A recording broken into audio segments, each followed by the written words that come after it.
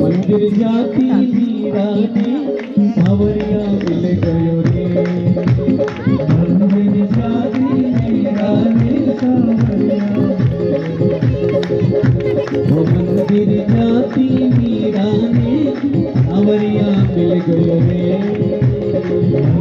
नमस्कार दोस्तों, welcome back to व्रत विधि उपाय। कैसे हैं आप सब लोग। दोस्तों आज ना आप सभी लोगों से शेयर करूंगी दोपहर का रूटीन। और मैंने बनाया लड्डू गोपाल जी के लिए एक बहुत ही क्यूट सा DIY उनकी बेड बनाया, जो कि एकदम वुलन है और पहनने में आसान है। वैसे तो मैंने नहीं बनाया, लेकिन फिर भी चलो देखते हैं कैसे कर लिया मैंने, हैक चाहिए। और उनके दोपहर का रूटीन कैसे रहे। तो ये देखिए खीर बन रही है। और आज जो है ना, मैं ना दोपहर का जो है सेवा उनकी अलग से नहीं लेके रखा, लेकिन जिस दिन भी कुछ बनता है अलग से तो उस दिन मैं उनका दोपहर का इस तरह का खाने का भोग ज़रूर लगाती हूँ, अन्न भोग लगाती हूँ। बाकी दिन फल वगैरह, ड्राई फ्रूट्स, मिठाई ये सारे लगाती हूँ। तो देखिए पूरी भी बन गई गर्मा गर्म। और आज ना मुझे ऐसे हंडी में डिज़ाइन करके देने का मन कर रहा था, तो मैंने इसी तरह से उनका भोग सजाया और ठाकुर जी के लिए भोग हो गया है तैयार। तो चलिए अभी चलते हैं ठाकुर जी के सामने। तो ये देखिए हमारे ठाकुर जी बैठे हैं। टोपी स्वेटर पहनना इन्होंने काफ़ी दिन से शुरू कर दिया है। और क्या हो रहा है यहाँ पे, सुबह शाम काफ़ी ठंडा हो जा रहा है। और पूजा रूम जो है ना यहाँ पे, जहाँ पे मतलब रेंट पे मैं रह रही हूँ, और ये जो पूजा रूम है ये रूम बहुत ठंडा है। ये अंदर के साइड है और इसमें धूप कम आती है, ठंडा काफ़ी है। तो इसीलिए ना मैंने लड्डू गोपाल जी को पहले ही बना दिया है, पहना दिया है स्वेटर। तो ये देखिए मैंने उनको भोग लगा दिया था। ठाकुर जी आओ भोग लगाओ, ऐसे करके आप सब लोग पूछते हैं कितने देर रखूं, तो 2-10 मिनट रख दीजिए और वहाँ से चले जाइए। फिर भोग जैसे ही हो जाएगा 10 मिनट, तो आप भोग को अपने लिए प्रसाद स्वरूप रख लीजिए। और फिर ठाकुर जी का जो शयन दिलाते हैं वो शयन करवा सकते हैं, मैं शयन नहीं दिलाती हूँ। तो देखिए ये जो तकिया दिखा है ना, ये मैंने घर पर खुद बनाया था। और ये हमारे क्यूट सा ठाकुर जी बैठे हैं। तब ठाकुर जी को बोलेंगे, ठाकुर जी आप उठ जाओ, तो आपके जो आसन है ना वो मुझे चाहिए, आज ना कुछ बनानी है इससे। तो ठाकुर जी को उठा के मैंने यहाँ पे बैठाया। और इनके एक मैंने शॉल लिया था, बाज़ार से लिया था। ये मुझे कुछ 100 रुपीज़ की पड़ी थी। और ये जो बेड है ये भी मैंने बनाया। ये देखिए इसमें वेलवेट का काम है और ये भी काफ़ी अच्छा गर्म देता है, मतलब काफ़ी अच्छा आरामदायक होता है। तो ठाकुर जी को इसके ऊपर बैठा देती हूँ। तो ठाकुर जी अभी बैठे बैठे देखेंगे कि आखिर मैं उनके लिए कर क्या रही हूँ। बाँसुरी भी रख देती हूँ। और चलिए अब शुरू करते हैं अपना काम। तो देखिए ये जो शॉल है ना, तो ये देखिए कुछ मोटा मोटी आप मान लो 10 इंच इधर से है, और ऊपर से भी ये लंबाई में भी ये कम से कम 12-14 इंच के आसपास है। मैंने नाप के तो नहीं देखा, लेकिन काफ़ी बड़ी है साइज़ में। तो ये मुझे 100 रुपीज़ की पड़ी थी। हो सकता है कि आपको सस्ते में भी मिल सकता है, लेकिन मुझे 100 रुपीज़ की पड़ी थी। मैंने लोकल मार्केट से लिया था। पर ये थोड़ा सा मोटा भी है और मुझे काफ़ी अच्छा लगा था, तो मैंने उस वक्त ले लिया था। तो देखिए कुछ इस तरह से मैं ना, ठाकुर जी का मार्केट में ऐसा बेड मिलता है, आप लोगों ने देखा होगा शायद। तो वही बेड ना हम जस्ट 2 मिनट में इधर बनाएंगे। ऐसे मोटा ऊन के, आप ना ऊन का कोई भी शॉल टाइप का, ऐसे जो चादर होते हैं, आसन होते हैं, उस टाइप का ले लो, उससे भी बना सकते हैं। तो देखिए ऊपर के पार्ट में मैं थोड़ा सा एक्स्ट्रा छोड़ के रखा है, जहाँ पे ठाकुर जी को मैं सुलाऊंगी, तो उनकी तकिया वगैरह रखने के लिए, सिर रखने के लिए। आप कोई भी धागा ले लो और मोटे मोटे सिलाई दे दो, कोई नहीं, मतलब अगर जैसे आपको कभी लगता है कि अब हमें इसकी ज़रूरत नहीं है, हम आसन ही करेंगे, हमें इस तरह का बेड की ज़रूरत नहीं है, तो आप कभी भी इसको निकाल सकते हैं। कुछ भी ख़राब नहीं होगा, कुछ भी ख़राब नहीं होगा, सच मानो। बिल्कुल भी ऐसे इस तरह का अगर सिलाई मारोगे ना, जैसे मैंने मोटा मोटा सिलाई मार दिया है, तो कुछ भी ख़राब नहीं होने वाली है।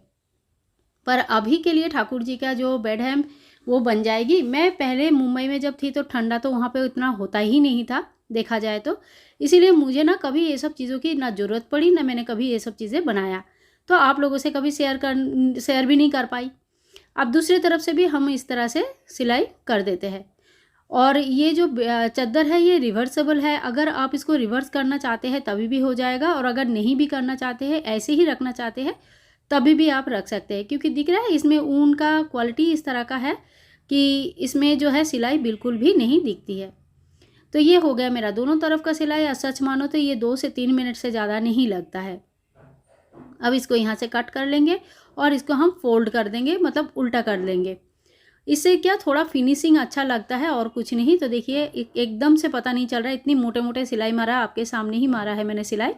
तो बिल्कुल पता नहीं चल रहा है। और ठाकुर जी की बेड तैयार हो गई। बहुत ही कोज़ी सा बेड है और ये मेरे पूजा रूम में सब कुछ दिख रहा होगा। घी का डब्बा और बाकी चीज़ें मैं धो के रखा है। एनीवे अब देखो ठाकुर जी भी आ गया है कि मेरा बेड तैयार हो गया है, चलो सो के देखते हैं। तो चलो ठाकुर जी को सुला के देखते हैं कैसे लग रहा है। तो देखिए ठाकुर जी ना आजकल स्वेटर ही पहन के रखते हैं। मैंने बाकी भगवान को तो आजकल 1-2 दिन के अंदर ही स्वेटर पहनाना शुरू कर दूँगी। और ये जो तकिया बनाया था ये भी एकदम से पिंक और ये ऑरेंज का ही मैचिंग है, तो कुछ मैचिंग ही हो गया है, अच्छा ही लग रहा है। तो देखिए ठाकुर जी को जब हम सुलाएंगे ना, ठाकुर जी चलो थोड़ा सा सो के देख लेते हैं तुमको पसंद आता है कि नहीं। तो तकिया रख दिया और ये ना इतने अच्छे से सो सकते हैं ना, इसमें इतनी अच्छी जगह है ना। आप जब भी बनाओगे ना थोड़ी सी बड़ी लेना, अपने जो ठाकुर जी का आपका साइज़ है वो साइज़ के हिसाब से थोड़ा सा बड़ा लेना, ठीक है। जैसे ये 4 मेरा ठाकुर जी 4 नंबर का है तो मैंने इतने बड़े साइज़ लिया था। इससे बहुत कंफर्टेबल होता है, बिल्कुल ऐसा प्रेशर में सुलाना नहीं है। एकदम से ऐसा रजाई है और रजाई खोलने की भी कोई डर नहीं है। ज़्यादा ठंड लग रही है तो आप टोपी भी पहना दो, ठीक है। छोटी टोपी भी आता है जो एकदम से एकदम टाइट बैठती है, वो भी टोपी पहना सकते हैं। अलग से टोपी भी मार्केट में मिल जाता है। और ये सारी टोपियाँ तो जो है ड्रेस के साथ ही आते हैं, तो ये थोड़ा सा बड़ा होता है। अब ठाकुर जी तो इतना मज़ा आ गया ना, ठाकुर जी को क्या होता है आपको देख के लग रहा होगा ठाकुर जी कितना खुश हो रहे हैं। तो ये देखो ठाकुर जी ऐसे रात को अभी से ना मैं इसी बेड में सुलाऊंगी और आगे भी कभी आपको दिखाऊंगी तो आप देखना कि इसी में ठाकुर जी हमारा सो रहे हैं। तो एकदम कोज़ी सा गर्म रहेगा। बहुत लोग मुझे कह रहे थे कि दीदी कितना भी कर लो ठंडा ही हो जाता है। तो आप इस तरह का जब बेड में सुलाते हैं ना तो ठंडा कंपैरेटिवली बहुत कम रहता है। तो चलिए दोपहर का काम तो हमारा हो गया है। आज दोपहर इसी तरह से यूटिलाइज़ हुआ, ठाकुर जी उठ के बैठ गए हैं। और अब जो है ठाकुर जी का शाम का नाश्ते का टाइम है। तो देखिए ये कुछ नमक पारे और कुछ डिज़ाइनर नमक पारे मैंने खुद ही ट्राई करके बनाया था और बहुत अच्छा लगा है, मतलब बहुत अच्छा बना है, क्या बताऊँ। देखिए एक तुलसी के पत्र में ठाकुर जी के सामने हमेशा रख देती हूँ। जब नाश्ता देंगे, खाना देंगे, कोई भी भोग लगाएंगे तो बाँसुरी को थोड़ा सा हाथ से निकल के साइड में रख ले। ठाकुर जी नाश्ता कर लो, भोग लगाओ। इस तरह से ठाकुर जी के सामने हमें भोग लगा दिया, क्योंकि मंदिर में अभी रह रहे हैं ठाकुर जी। पहले क्या था, मेरे ठाकुर जी अलग से रहते थे तो मैं हमेशा भोग में ही तुलसी पत्र लगाती थी। अब जो है मंदिर में ही रह रहे हैं तो क्या करें, भोग जो लगता है मंदिर में लगता है, इसीलिए मैं उसमें तुलसी पत्ता नहीं दे के अलग से एक पात्र में या ठाकुर जी के हाथ में तुलसी पत्र दे देती हूँ। देखिए सुबह का दिया ना अब भी तक जल रहा है और मैंने इसमें थोड़ी सी तेल डाल दिया है तो ये पूरा दिन जल रहा था। अब जो है शाम का तैयारी कर लेते हैं। थोड़ी देर में मैं शाम हो जाती है आजकल। तो इसमें देखिए तुलसी के लिए ये तुलसी का दीप धूप करेंगे और ये वाला धूप मैं यूज़ करती हूँ। बहुत लोग पूछते हैं, इसकी खुशबू ना कोई ऐसा प्रमोशनल नहीं है, लोकल मार्केट से ही मैंने लिया है। इस तरह का धूप होते हैं देखिए, और इसमें ना थोड़ी सी धूप भी लगाएंगे ना तो काफ़ी अच्छा, इतना अच्छा खुशबू आता है ना, बिल्कुल मंदिर जैसा। मेरा मंदिर में तो एकदम से जब भी मैं आऊँ धूप ख़त्म होने के कितनी देर बाद भी मैं आऊँ, मंदिर में एक धीमी धीमी सी खुशबू रहती है, जैसे मंदिरों में रहती है ना, बड़े बड़े मंदिरों में, उसी तरह का लगता है मुझे। तो देखिए इस तरह से धूप लेके हाथ से धीरे धीरे गोल घुमाते हुए धूप को हम बना लेंगे। इससे 2 धूप बन जाएगी बेसिकली। मैंने यहाँ पे लगा के रखती हूँ, बाद में इसी का मैं 2 धूप बना के दोनों मंदिर में और एक जो है तुलसी मैया के सामने लगाऊंगी। और यही मेरा बातियों का भंडार कह सकते हैं। लंबे बत्ती थोड़ा कम हो गई, मुझे फिर से इसमें बना के रखना है। गोल बत्तियाँ है और ये जो लाल कलर का आप देख रहे हो ना, ये विपत्तारिणी माँ का धागा है, तो ये भी मैं रखती हूँ साथ में। ये बाती जलाने के लिए नहीं है, ये माता का रक्षा धागा है, वो ही मैं रखती हूँ मेरे पास। तो देखिए थोड़ा सा घी लगा के इसको अच्छे से गोल पका लेंगे, टाइट पका लेंगे। एक बात ध्यान रखना, अगर आप घी से इसको कर रहे हो तो घी का ही दीपक जलाना, और अगर तेल से कर रहे हो तो तेल का दीपक जलाना। मैं नॉर्मली तुलसी में तेल का ही दीपक जलाती हूँ, लेकिन आज क्योंकि मैंने इसको घी से लपेट दिया तो इसीलिए मैं जो है आज घी का ही दीपक जलाऊंगी। वैसे कोई पर्टिकुलर मनोवांछा अगर रहता है, या गुरुवार के दिन आप दीपदान कर रहे हैं, कोई विशेष दिनों में दीपदान कर रहे हैं तुलसी माँ के सामने, तो आप उस दिन एक दिन घी का दीपक जला सकते हैं। और जो डेली जलाते हैं उनका तो कोई बात ही नहीं, वो डेली भी जला सकते हैं। सबसे अच्छा तो घी का ही माना जाता है, लेकिन सबके लिए अफोर्डेबल नहीं होता है। मैं भी किसी पर्टिकुलर दिन में ही घी का जलाती हूँ, नहीं तो मैं तिल का तेल का ही ज़्यादा जलाती हूँ। तो देखिए अभी ठंडा हो रहा है ना, तो घी भी धीरे धीरे जम जा रहा है। तो शाम का तैयारी मैं पहले ही कर लेती हूँ, शाम होने से पहले ही। और ये देखिए ये मेरी पूरी तैयारी है, तो मैं आपको बता देती हूँ। ये जो दिया देख रहे हैं मिट्टी का, ये मिट्टी की दिया होती है ना, शनिवार के दिन सरसों का तेल में मैं ये मिट्टी का दिया जलाती हूँ। मेरे पास सम्मी का पेड़ है, मैं उनके सामने ही ये दीपदान करती हूँ। पहले मैं नहीं करती थी, लेकिन अब मैं करती हूँ। और क्योंकि सम्मी के पेड़ के सामने जो दीपदान होता है शनिदेव के नाम से होते हैं, तो इसलिए मैंने स्टील का जो है जिसके ऊपर मैं ये दीप को स्थापन करूँगी वो स्टील का लिया है मैंने। शनिदेव के लिए अगर आप कुछ कर रहे हैं तो आप बिल्कुल ध्यान रखें, तांबा, कांसा, पीतल वगैरह यूज़ ना करें, स्टील, लोहा इत्यादि यूज़ करना है और सरसों का तेल का ही दीपक जलानी है, ठीक है।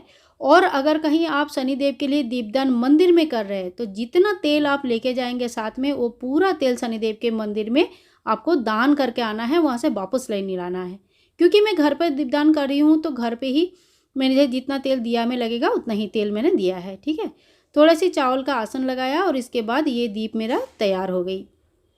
अगर किसी दिन शनिवार छूट जाती है मेरी किसी वजह से, देखो लड़कियों को लेडीज़ को बहुत सारे दिक्कतें होती है, कभी कुछ कभी कुछ, तो सैटरडे अगर बाई चांस छूट जाता है मेरा तो मैं ये दीपदान मंगलवार को कर रही हूँ। क्योंकि ये दीपदान आप हनुमान जी के नाम पे भी कर सकते हैं, जो कि सभी प्रकार का जो प्रॉब्लम्स है उससे आपको मुक्ति दिलाएगी।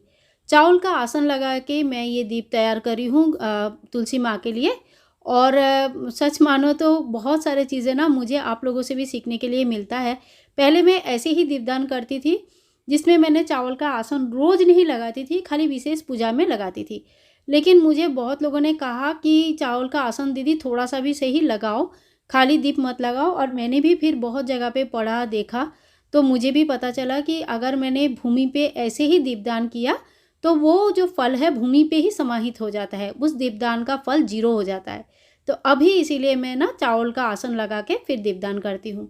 इंसान धीरे धीरे सीखता है, सीखते सीखते ही आगे बढ़ता है। आप भी थोड़ा सीखें और मुझे भी आप लोगों से बहुत सीखने के लिए मिलता है। यार ये है सम्रानी कप और इसको ये पूरी कप जल जाता है। ये धूप है एक प्रकार का, अगर अलग अलग से आप लोग गोगोल या लोबान जला नहीं सकते तो इस तरह का कप लेके जला सकते हैं। थोड़ी सी कपूर है और ये जो धूप है ये धूप बत्ती एक मंदिर के लिए है और एक तुलसी माँ के लिए। तो ये देखिए साइकिल का नवीन का जो होता है यही चीज़ मैं अभी यूज़ कर रही हूँ।